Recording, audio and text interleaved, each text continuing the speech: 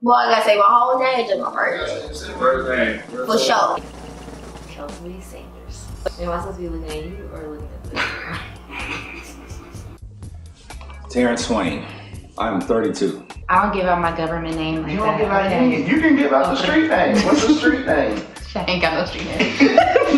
I grew up on the streets of Carrollton. We do not have. My name is Candace. I am 26 years old. My name is Jalen. I'm 25. My name is Warnie, and this is my story. Okay, I'm sorry. Okay, my name is Wanye, and I am 26 years old. Oh, just they call the phone. That is right there. I'm black. Okay, so was it funny? For 32 years. 26 years of my life. 28 years. Yep, in 1 month. Since the sperm hit the egg, we're black man. All my life. Is this the actual interview? Okay, so I've been recording. like, I wish I had the choice to be black, but no, I didn't choose. No, I didn't choose to be black. God gave me my color and everything, so I didn't choose, but it was given to me. I did not. I did not choose to be black. I think when I was swimming around in there, I think at some point God was like, pick which color, and I was like, maybe juicy black, because the black of the berry sweeter the juice. So, yep. Boy, if you don't get You're right, his bars is probably the best in that one. But At one point in my life, I would have chose not to be black, but I love being black as I've gotten older. It's been a progressive thing. I would not. Black is who I am. It's who God saw fit for me to be. So I was created black, born black, want to be black. I am black. Something that I embrace, not something that I'd ever shy away from. Nope. I'm very proud of being black because we're dope and my melanin is popping. No, I would for sure. Cause if they give me an option to be another race and stay black, I'd be like black for sure. Cause black is the new black. When growing up, I would have not chosen to be black, but now I embrace it. So yes, I would have chosen now. Why I didn't want to be black at first was due to the fact the community I lived in, being dark skinned, was a mockery, it was made fun of. The privileges that I saw other counterparts, my white counterparts having, I didn't have those same privileges. So I really didn't like being black until I got older, and kind of the internet kind of helped, you know, the move of like Black lives and being black and beautiful and loving your skin, loving who you are, and the melanin, hashtag melanin. Yeah. I got melanin. Oh yeah. Movement really did help me kind of love myself, love my hue, love being a chocolate man and a black man in America. So yeah, it was a progression type of thing. So, like I said, growing up in Carrollton, I was in a all-white school, all-white neighborhood, went to an all-white church. I could pick out my dad in a crowd. It's like when you're around that all the time, you aren't really accepted by your color. People stare at you all the time, and so I didn't really embrace my color. I wanted to be white. I didn't want to go outside because I thought it was going to get too dark. I didn't want to, I guess, accept who I was. And so I always wanted to be a lighter shade than what I was. Because even with light-skinned girls, they got more attention than dark skin. And so I never really wanted to be black. I always wanted to be something else. All right, let me put this on. Being black in America. It's challenging. It is like pulling yourself up by the bootstraps with no shoestrings. I mean, it's pretty hard sometimes. It's not like every day you go through life and you just like, oh dang, I'm trying to tell my answers. You can't whisper. Wait, what was the question? I don't know. I mean, it's had its challenges, but at the same time, I feel like it's been also rewarding, and there's a certain freedom here. I do believe that this is one of the greatest countries on earth. Obviously, as America has evolved, in particular from my era or my generation, I believe we probably experienced a time where there's been the least turmoil, preferably. However, there still is obviously prejudice. There still is obviously a racial divide in America, and obviously those issues can impact social and economic climates. I don't feel like black people don't really appreciate it that much here in America. It's like, I feel like they love our culture, but they don't necessarily care for us. I just think that the things that we do up here, whether we just talk, interact, dance, all that, they like that, but they don't like that. So sometimes they kind of say, it's fair to say stuff when, or like you can't really like voice how you feel towards him, because then maybe it's like the angry black person, so you kind of just gotta figure out how to express yourself without being like aggressive or angry. Being black in America is like the little phrase at the end of a sweep. All right, quiet on the set. Being black in America is like that little phrase at the end of a sweepstakes, and it says terms and conditions apply. It's kind of like we have a mentality that we have to work twice as harder. We have to be on our P's and Q's at all times, and that's not right. What happened? What happened? No idea.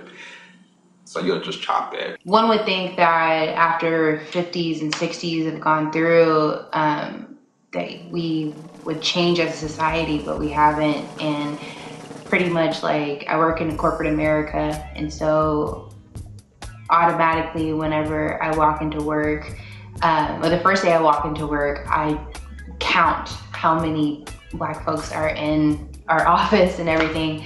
Finding out there's— I do that all the time. You do? Being black in America is dealing with tokenism.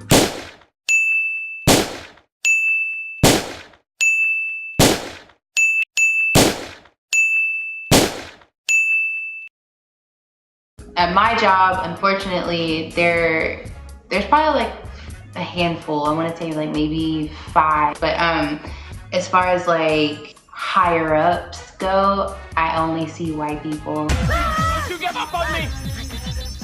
I see white people. It's too much! Too much! Caucasian overload!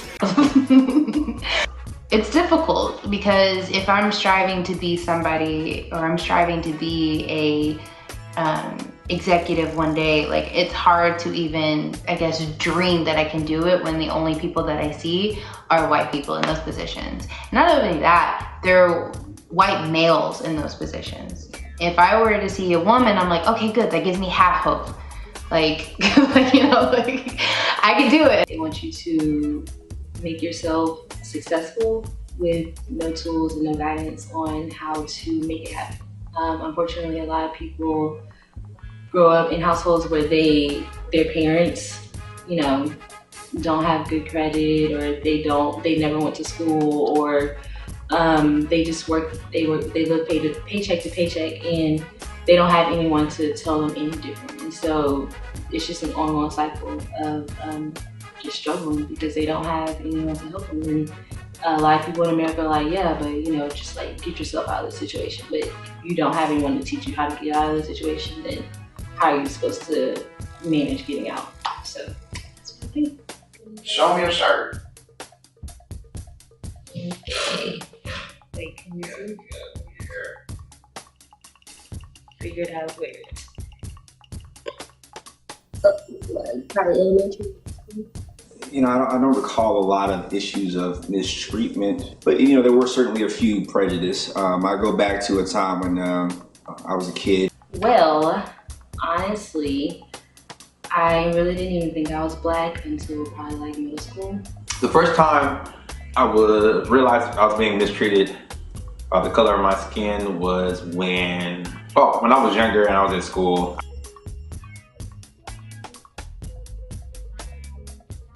I went to a mostly white school, and all of my best friends were white, and so they never really treated me any different. But whenever I got to middle school is when things started changing. My best friends that never identified me as really being black kind of like started outcasting me, and so that's when I kind of realized like, okay, they're treating me different. I know one day I went to talk to my parents. They're like, unfortunately, it sounds like, you know, they've kind of realized race, and they're kind of, you know, gearing towards more of their friends and or people that look more like them. And so that's really when I really started hanging out with more black people. And I was like, okay, so I'm black now. Okay, cool. It would just be like, it wasn't like anything major, but like, oh, you're pretty for a black girl. Or you don't act like normal black people. You're not really black. You're like an Oreo. You're black on the outside, but really an inside. You're maybe different. And white people would say this to me. Yeah, do that. I always thought like, as long as you're nice, like I would be your friend. It kind of hurt my feelings that just because I was black, like they decided that, you know, they didn't want to be my friends anymore. So, yep, that was my first experience. The first time that I can really recall was I was a manager at a clothing store, and one of my girls told me that this customer and their group of people who they were with kept saying some racist comments towards me. They were saying that because I'm black, I should not be in the position that I was. I should not have a manager's title. I should not even be working here. I shouldn't be wearing the clothes that the store provided. And it was really upsetting because I wanted to say something, but again, when you're at work, you can't really say so it's like, you know. Angry black woman. Exactly. But then again, it's like, it's not fair that I have to keep my mouth shut in order to keep my job. Must they run their mouths like that? So keep the political commentary to yourself, or as someone once said, shut up and dribble. I get it, the customer's always right, but the customer disrespected one of your employees, but you'd rather have that sale. At the time, moving into our home, we were in a predominantly white neighborhood. And my brother and I were just kind of horse playing in the neighborhood, and we kind of varied into, or ventured off into a front yard of our neighbor.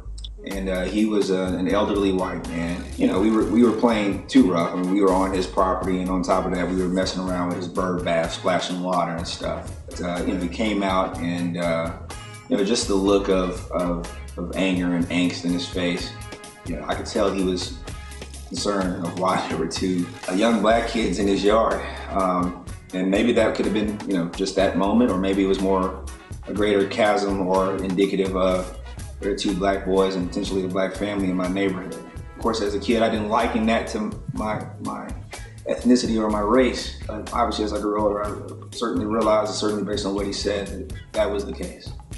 I went to a very diverse elementary school, and so like we had teachers come in and give us snacks. This one lady, she comes in and she gathers all the white kids together, and then like she gathers all the black kids together, and she gave us different snacks from what I remember. And I was like, how do they get different snacks than we do? I remember her saying, oh, they're on a different meal plan than you guys are. Yeah, that kind of blew my mind at a young age. I didn't know what I was signing up for when I came over here. Ooh, dang. It has pros and cons. I try to be more cognizant, I think that's the word, cognizant, of what's going on. Have I experienced in my mind any kind of being prohibited from being able to do certain things in life because of my skin tone? I personally haven't felt that or experienced that. The only thing I feel like it has affected me in a way is the conversation sometimes. I would say the cons, when I went to start my tie business, one of the things that I was worried about was being marginalized just as a black business because I wanted to reach out to a lot of different demographics. And so one of my main goals was to market it just as a brand, disconnected to who I am, so that when people see the quality of it, they don't write it off as, oh, it's just a black business. It'll just like, oh my God, this is great quality work, and I want to invest in it, I want to buy it, and I want to support it. And the fact that I even have to think about that really messed with my mind in a way, but that's the condition of America. I mean, I guess it kind of affected the way like that I looked at myself. Okay, take my hair for example. For a long time, I thought that my natural hair wasn't like beautiful or like accepted in society. I grew up with a relaxer, so I never knew what my natural hair state was, but I would see people who were natural and people would make comments like, oh, like your hair is unkempt. If your hair is like this type or better, then you don't need to go natural. It ain't natural, that's nappy. And basically just like the creamy crack was the standard. Like you need to have straight hair or you will be desired or you wouldn't be good at a job because your hair wasn't professional or whatever. So it affected me, especially when I decided to transition. For a little longest time, I thought my hair was like ugly and I felt ugly. So I feel like that affected me because of the Western or European beauty standards. It kind of affected me. Like, that's my hair. You know, how's it affected me as an adult? As we've gotten older, there have been more things to, whether it's professionally or whether it's just socially. We've transitioned from trying to create a culture that is not just tolerating differences, but actually accepting and appreciating differences. And so, you know, maybe we are the benefit of some of the groundwork that generations ahead started trying to do to make a better, a more appreciative America of diversity. Sometimes it's difficult for other cultures to understand when we say like Black Lives Matter or we're like protesting because another African American has been killed, or if we don't necessarily agree with some of the things that politicians say. In the good old days, this doesn't happen because they used to treat them very, very rough. And when they protested once, you know, they would not do it again so easily. We become weak, we become weak. So I feel like at times it's hard to have those conversations because they have never been a minority in America. So they don't, to them, it's like, oh, well, everyone's treated the same. And unfortunately, it's not like that. To the pros, we're in a culture now where we're able to support each other more, well, better than what we used to be. So Black businesses are on the rise. There's a lot of people are making more grants for Black-owned businesses, especially small businesses. And so it's giving you a push and a drive to go out there and like go there and conquer and make your vision come true.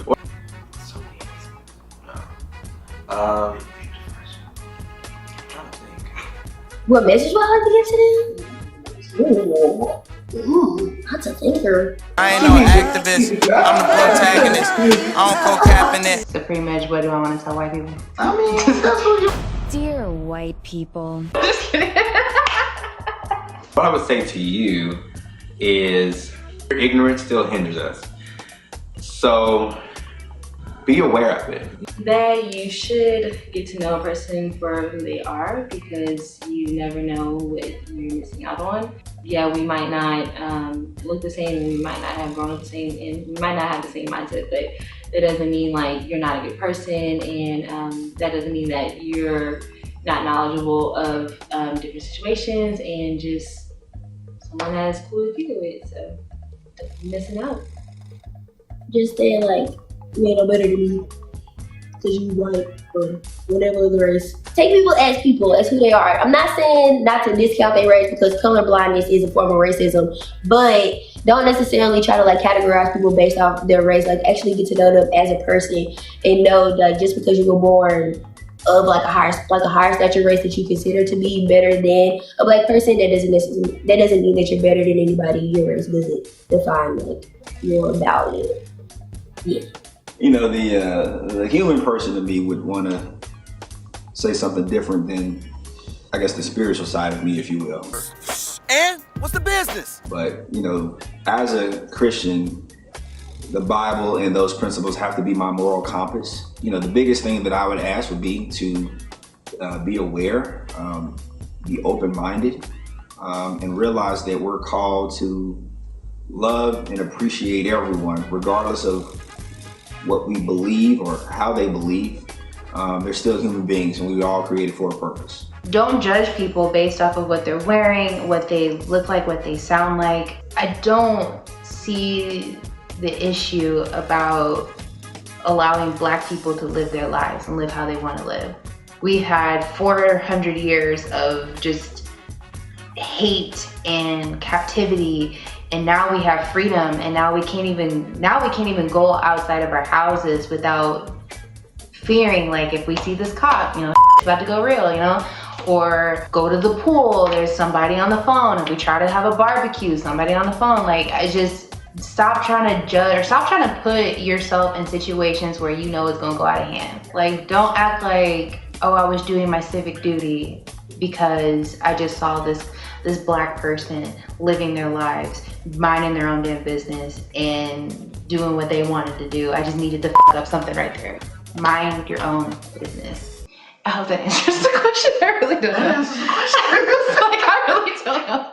I started going off on a tangent. I don't know which one to look at. Look at, you know. We can look at this one. Look at this one. Oh, that's like this one. You about to say it don't matter. They said don't matter. Dang. That's good. Wow. These hard questions. God, no, I need to ponder on this. You know, my life matters because I didn't grant myself my life. It was given to me. And so my life is not my own. Because of that, Jesus, our Savior, values all life.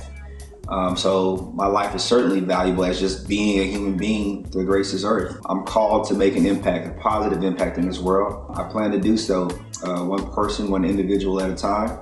And so that's why I feel my life matters. My life matters because the people who came before me worked very hard to get me to where I am right now. God gave me a purpose. God gave me a reason to be on this earth, and I need to live it and fulfill it.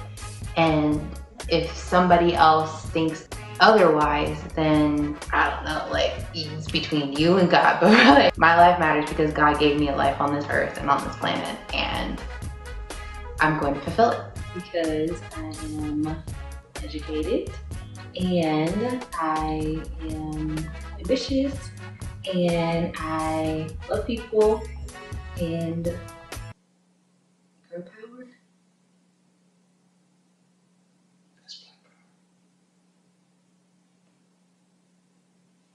My life matters because God put me here for a particular purpose and plan.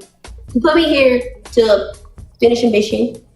He bestowed this gift of life to me for me to be able to be a part of the plan he has for his kingdom that only I can accomplish, that he didn't give anybody else. It might be similar to other people's, but mine in particular is special to me and what I will be able to bring to the world. So that's why my life matters, because I'm a small part of a big plan. My life matters because I was a sacrifice for someone. I was the blood, I was the sweat, I was the tears of my ancestors. I was a dream that they had.